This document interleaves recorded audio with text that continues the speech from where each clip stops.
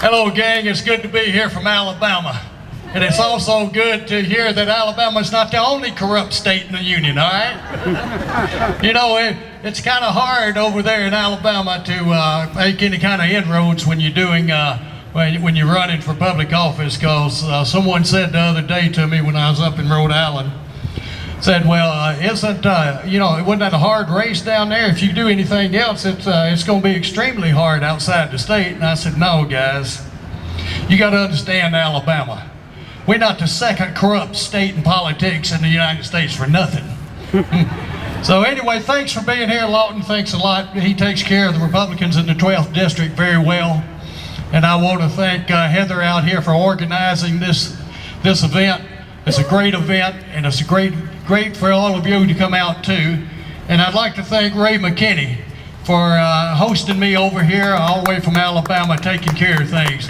You got to get behind him next time around, okay, gang? Tomorrow night, we're going to try to raise some money for the Republican Party at RJ's Seafood. So it'll be at 6 o'clock. Y'all come on out, bring your pocketbook. We need it, okay? And we'll put some good Republicans, good independents, good conservatives in office. You know, the first thing that greeted me when we got here, we walked over from the bank's parking lot, walked down to the traffic light, and I looked across over here, and I saw this old fart holding this sign saying Tea Parties suck. Well, you know, if it wasn't for the Tea Parties, that sucker might not be out there, okay? And if it wasn't for the Tea Parties, we just might not have a country today. Because the Tea Parties did it, guys. And I tell you, we don't stop here. And I tell you why we don't stop here. We've waved our flags. We've done, the Sons of Liberty have gone up and down the road, and they've waved the flags, and all the veterans have done all they can, and we've done all we can at Tea Parties. Now, it's time to put the feet on the ground and give Acorn a run for their money. Let's get some good conservatives out there and signed up to vote next time.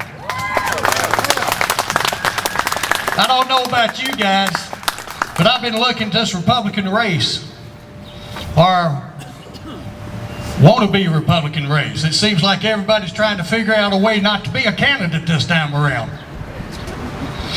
What I see is a lot of repackaged retreads with the same old tired message they had, trying to run again. And that's something we don't need. You know, we didn't want them 2 years ago, 3 or 4, whenever they were running up and down the street there. So that puts us in a bind, doesn't it? Now we have some that's kind of supposedly throwing their hat in the ring right there and trying to mimic the ones of the old core and the old package retreads. We got Trump giving Obama hell about his birth certificate. That's all right, you know. And every time I hear this thing over here, boom, I think they're throwing the ball in Obama's face, and down he goes, you see. So, guys, we have a thing going on in Alabama. Let me tell you, not Alabama, the United States and America. Let me tell you how far we slipped as a nation. I've talked to people from Brett Hume to all the guys up there in D.C. and on the TV, and they say the same thing. The guys who we want to run are not running. We talked to Chris Christie. Everybody loves Chris, the old big boy up there in New Jersey, giving them hell too, you see. And Chris can absolutely get out there and do it. So here's what's happened. Here's how far we've come down and Obama again. Yeah, how far we've come down. Chris was elected to do a job. He was hired to do a job as governor of New Jersey. And you know he's doing that job. I mean, he's doing a fine job at it. He's not doing any more than he said he would do, or any less. He's doing exactly what he said he'd do. He's doing his job.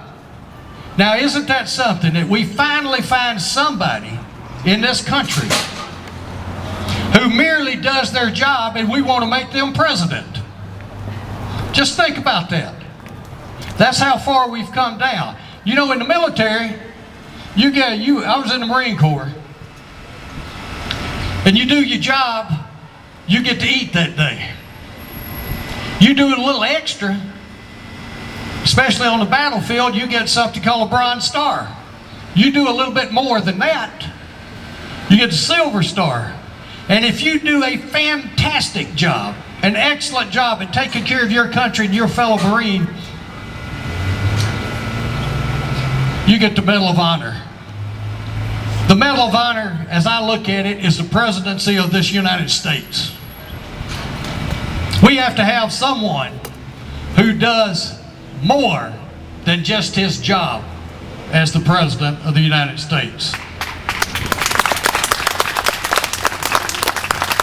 So that's my take on that, what's happening there. Someone out there, when I was out in Kansas, asked me, said, well, Dale, don't you need governmental experience to be a president?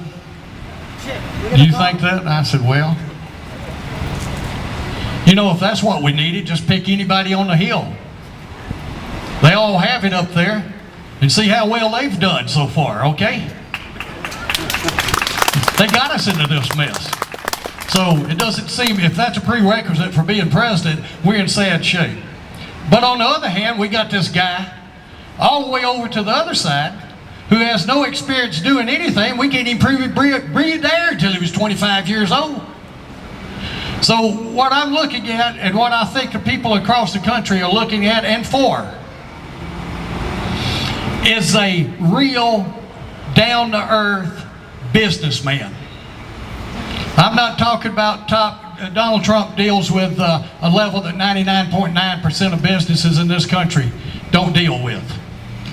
I don't think he understands the corner cleaners, the guy, what he has to go through, or the filling station down here, what he has to go through, or the auto parts, what he has to go through to take care of the paychecks that he has to sign for the people that he employs.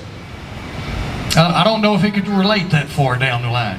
But we're going to have to find somebody, and when we do, all this talking all over this nation, all these wonderful and great tea parties that we have, and all these great veterans, there's not a soul out there, speaking of that, guys, there's not a soul that's going to pitch their hat into the ring that has been in the military. Did y'all know that?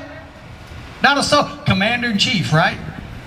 So what I'm saying, we find a guy or a girl. I think that we need more and more business-minded men and women to step up to the political plate. That's what I think. So I'll leave you guys with the thought that once we do find that person, we got to get the feet on the ground and we got to make it happen. Because there's not but one thing at stake here.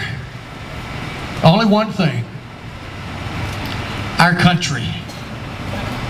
And we can take it back. And they're not going to take it from us. Thank you, guys. I appreciate you having me here today. America, get up, pack. Thanks.